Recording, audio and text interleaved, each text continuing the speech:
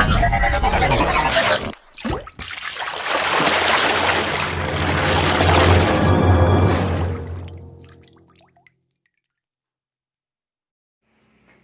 And welcome दोस्तों, मैं विकास कुमार और आप मुझे देख रहे हैं दर्शोका एकेडमी चैनल के यूट्यूब प्लेटफॉर्म पे। दोस्तों, आज हमारा टॉपिक है केरल राज्य। केरल राज्य से संबंधित बहुत सारे ऐसे प्रश्न हैं जो अक्सर परीक्षाओं में पूछ लिए जाते हैं।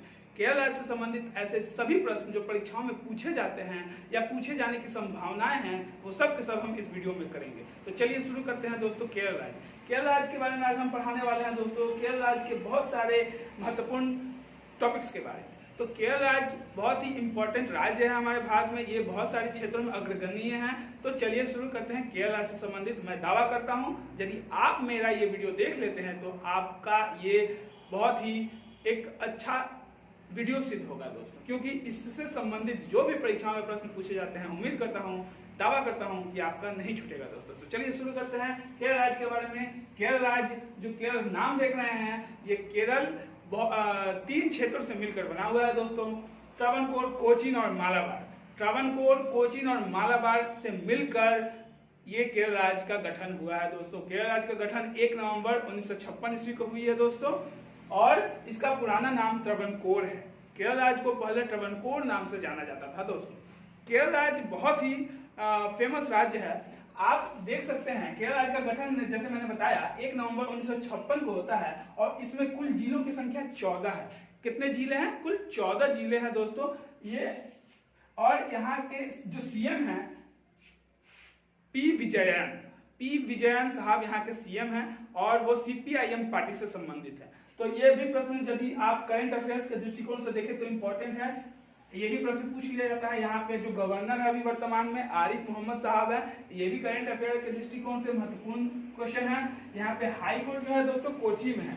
कोची में यहाँ का हाई कोर्ट स्थित है, और वहाँ के चीफ जस्टिस जो है एस मनी कुमार साहब, अभी वर्तमान में वहाँ के chief justice S money Kumar साहब है। ये सब के सब करंट अफेयर्स के दृष्टिकोण से महत्वपूर्ण क्वेश्चन है, जो आने वाले एग्जाम में आपसे पूछ लिए जाएंगे दोस्तों। अगला है यहाँ पे विधानसभा की संख्या। तो विधानसभा की सीटों की संख्या यहाँ पे 140 है, लोकसभा 20 और राज्यसभा 9। ये कुछ इंपॉर्टेंट टॉपिक्स राज्यसभा, विधानसभा और लोकसभा के बारे में, तो आप इसे नोट कीजिएगा दोस्तों। यहाँ पे जो राजकीय जानवर, स्टेट एनिमल जो है, वह इंडियन एलिफेंट है दोस्तों। इंडियन एलिफेंट यहाँ का स्टेट एनिमल है, और यहाँ का जो स्टेट बर्ड है, जिसे इंग्लिश में हॉर्नबिल कहते हैं दोस्तों, ये बहुत ही महत्वपूर्ण पक्षी है। ये बहुत ही एक इंपॉर्टेंट पक्षी है।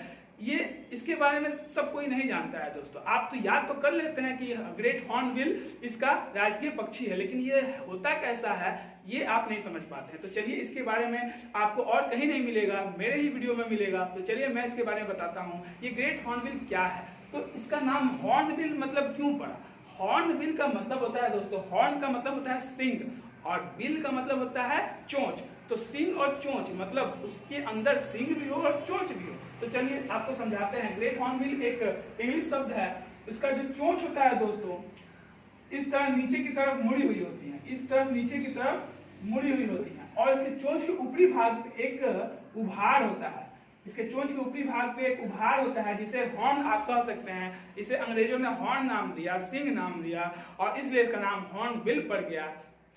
इसलिए हम कह सकते हैं कि जिसके चोंच पर हॉर्न हो और चोंच उसकी नीचे की तरफ मुड़ी हुई हो, तो इसे ही दोस्तों हम लोग ग्रेट हॉर्नबिल कहते हैं। और ये यहाँ का राजकीय पक्षी है। केरल राज्य का राजकीय पक्षी ग्रेट हॉर्नबिल है दोस्तों। चलिए अगला है फ्लावर।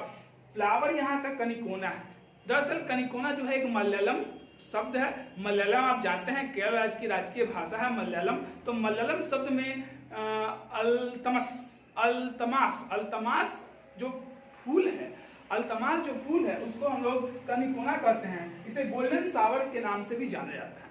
ये भी बहुत ही अच्छा एक जानने वाला विषय है, एक चीज है। कनिकोना जो फूल है, गोल्डन शावर के नाम से जाना जाता है।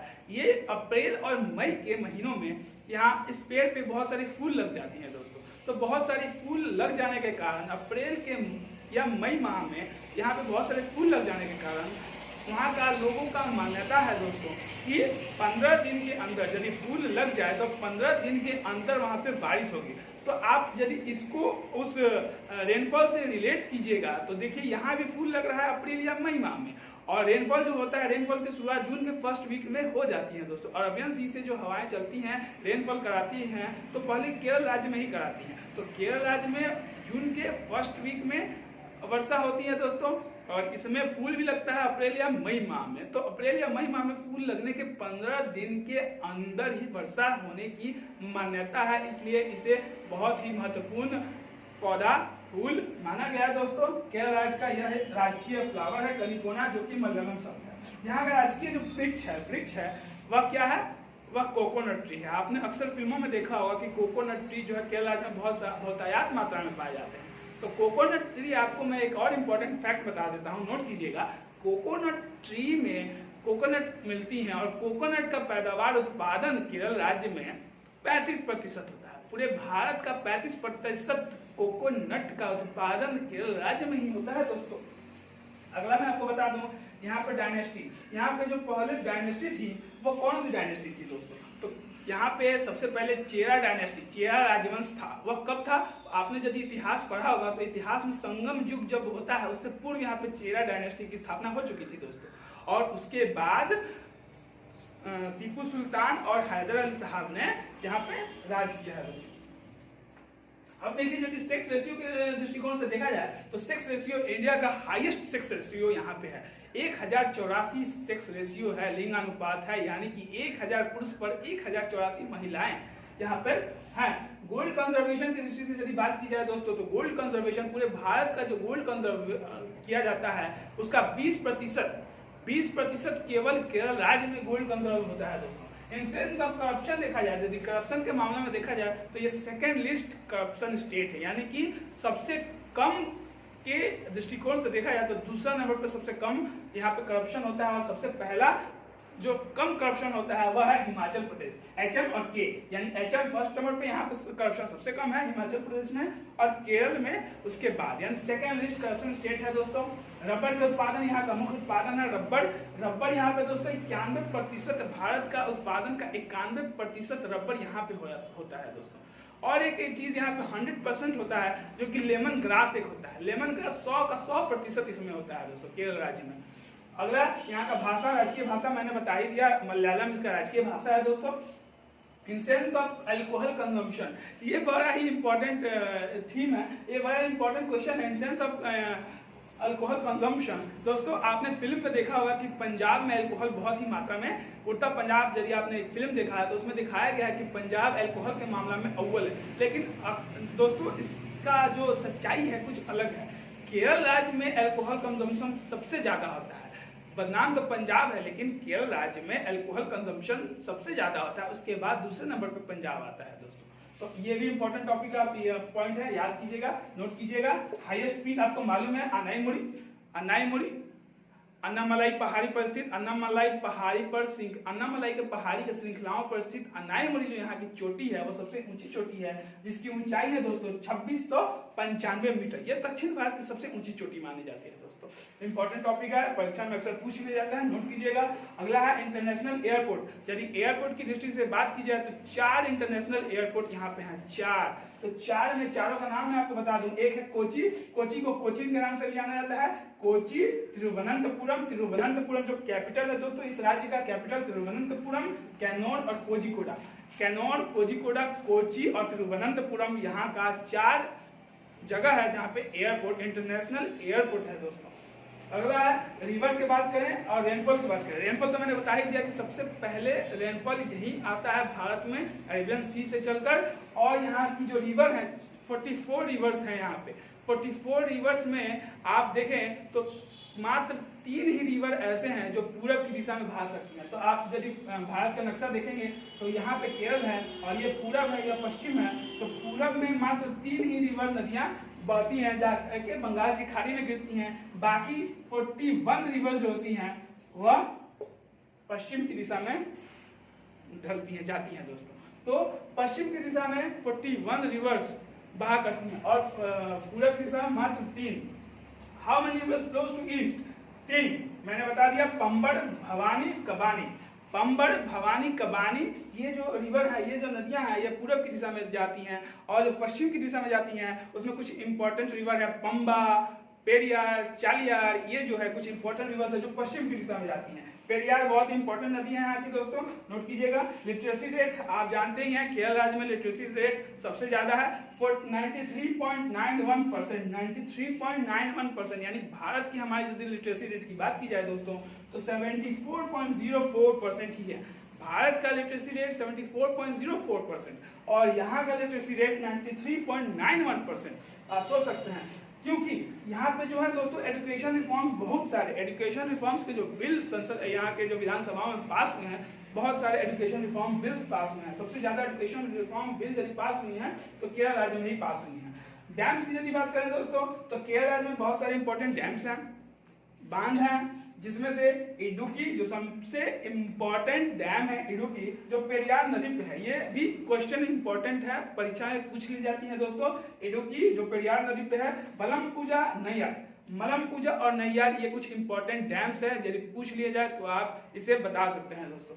तो अब अगला क्वेश्चन स्मॉलेस्ट एनएच के बारे में, यानी स्मॉलेस्ट एनएच यानी स्मॉलेस्ट नेशनल हाईवे। तो स्मॉलेस्ट नेशनल हाईवे भारत में 47A है दोस्तों, जो कि 6 किलोमीटर की दूरी तय करता है। ये कहाँ है दोस्तों? ये केरल राज्य में है। केरल राज्य में यह कोचीन सिटी से शुरू होकर कोचीन पोर्ट तक जाता है। ये कोचीन सिटी से शुरू होकर कोचीन पोर्ट तक जाता है दोस्तों। और ये जो वेलिंगटन आइलैंड है, ये कोचीन पोर्ट यहीं पर स्थित है। जानते हैं दोस्तों, वेलिंगटन आइलैंड जो है वह मैन मेड आइलैंड है, यानी इंसानों द्वारा ये आइलैंड बनाया गया है। अगला है दोस्तों कि स्पीसीज, इसे क्या कहते हैं? इसे spice capital of the world, Kerala राज्य को spice capital of the world कहते हैं। जैसा कि आप यहाँ पे देख रहे हैं, केरल राज्य को spice capital of the world कहते हैं। यहाँ पे मसाले बहुतायत मात्रा में उगाए जाते हैं दोस्तों।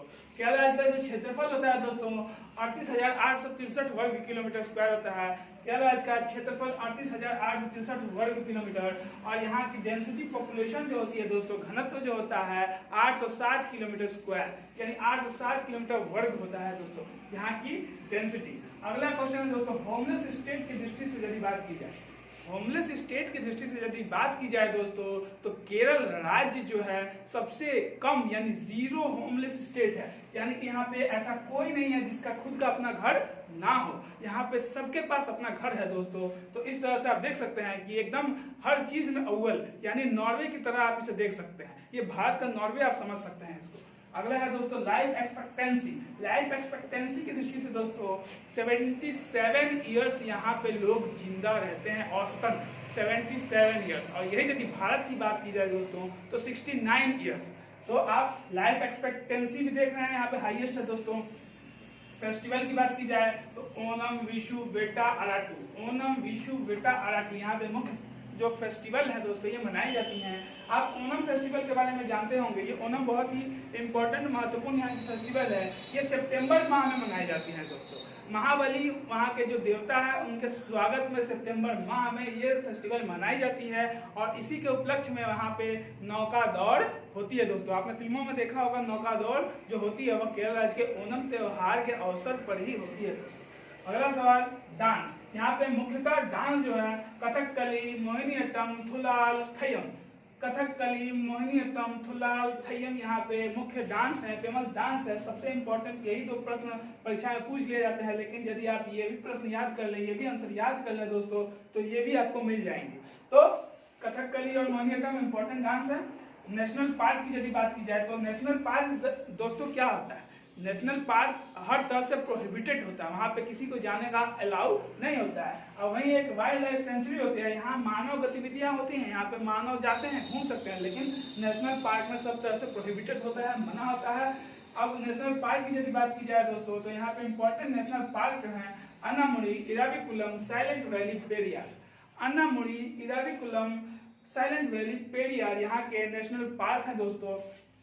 वाइल्ड लाइफ सेंचुरी की यदि बात की जाए तो चिन्नार, कोटियार, नैयार, इडुक्की। चिन्नार, कोटियार, नैयार, इडुक्की यहाँ पे वाइल्ड लाइफ सेंचुरी है दोस्तों। लेक्स की यदि बात की जाए, झीलें की बात की जाए, झीलों की तो वेम्बनाड झील और अस्थामुड़ी झील। वेम्बनाड और अस्थामुड़ी झील जो है यहाँ पे इंपॉर्टेंट झील है दोस्तों, लेक है दोस्तों, जो कि वेम्बनाड झील बहुत ही इंपॉर्टेंट फेमस झील है। जीआई टैग की बात की जाए दोस्तों, जीआई टैग यहाँ पे किस किस को मिली हुई है, तो जीआई टैग एक तिरुल का बेटर लीफ है, पत्ता है तिरुल का बेटर लीफ, और मलबार का पेपर और नवारा राइस, एक चावल का किस्म है नवारा राइस, इसे केरल राज्य का जीआई टैग प्राप्त है दोस्तों। आप जानते हैं बिहार का भी जीआई टैग किसे है प्राप्त, तो लीची, जो मुजफ्फरपुर का लीची है उसे बिहार में जीआई टैग मिला हुआ है दोस्तों। और वही आपका बिहार शरीफ में एक जगह है सिलाव, सिलाव का जो खाजा है दोस्तों वह भी बिहार में जीआई टैग प्राप्त है दोस्तों। अगला क्वेश्चन है पद्मनाभ स्वामी टेम्पल। ये जो पद्मनाभ स्वामी टेम्पल है दोस्तों, ये रिचेस्ट टेम्पल है इंडिया में, यानी सबसे ज्यादा रिचेस्ट टेम्पल पद्मनाभ स्वामी है इंडिया का। और यहाँ पे फेमस पर्सनैलिटीज की दृष्टि से देखी जाए तो पीटी उषा यहीं की है, कृष्णा पिल्लाई यहाँ के स्वतंत्रता सेनानी है यहीं पे है, अरुंधति रॉय जो ग्रेट लेखक हैं, बुकर प्राइज से सम्मानित है, 1997 में इनको बुकर प्राइज मिला था the God of small things के लिए, ये भी इनका भी जन्म यहीं पे हुआ है। वर्जिस कुरियन का जन्म भी यहीं हुआ है, इसे व्हाइट रेवोल्यूशन के नाम से जाना जाता है, व्हाइट रेवोल्यूशनरी है ये, इन्होंने दुग्ध के उत्पादन में अत्यधिक वृद्धि कराई थी, व्हाइट रेवोल्यूशन इन्हीं ने दिया था वर्जिस कुरियन ने। तो आप इस तरह से देख सकते हैं द हिंदू जो है, हिंदू न्यूज़पेपर जो है उसका पब्लिश भी यहीं पे होता है दोस्तों। तो इतनी सारी चीज एक वीडियो में आपको मैंने दी, उम्मीद है आपको ये मेरा वीडियो बहुत ही पसंद आया होगा। यदि पसंद आए तो जरूर से जरूर लाइक शेयर कमेंट करें और सब्सक्राइब करना ना भूलें दोस्तों। धन्यवाद।